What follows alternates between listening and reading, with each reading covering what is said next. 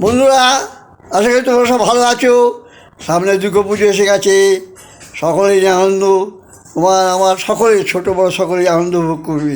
তাই হ্যাঁ, এইটি তো বড়ো জিনিস আমাদের, বড়ো পুজো, সবাই আনন্দ করবে, ছোটো বড়ো সবাই, ঢাকের ঢোল বাজনা গান এলাকা নাচে, একেবারে পরিপূর্ণ।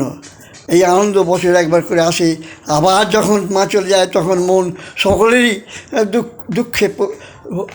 দুঃখিত হয়ে যায়। কারণ মা এসলো, আনন্দ করলো, মা তো আসবে যাবে, এইটিতে মা পৃথিবীতে আসেন আবার চলে যান, সকলকে আনন্দ দান করে দিয়ে আল্লাহ সব কিছু পূরণ করে দিয়ে চলে যান। চলার সময় যে মনোকষ্টটা সে সকলে পায়, আমরা সকলেই পাই, আনন্দটা সেটা নষ্ট হয়ে যায়। চলে গেল মা, চলে গেল, আনন্দ চলে গেল, এইটাই তো পড়ে থাকবে, আর কিছুই থাকবে না মানুষের। এইটাই হচ্ছে আমার বক্তব্য। আর মূল যে নাটকটা করছি, এটা সপ্তাহ-দুই বন্ধ থাকবে। হ্যাঁ, শুটিংটা বন্ধ হবে, সকলে বড় পুজোটা সকলে মিলে আনন্দ উপভোগ করতে হবে।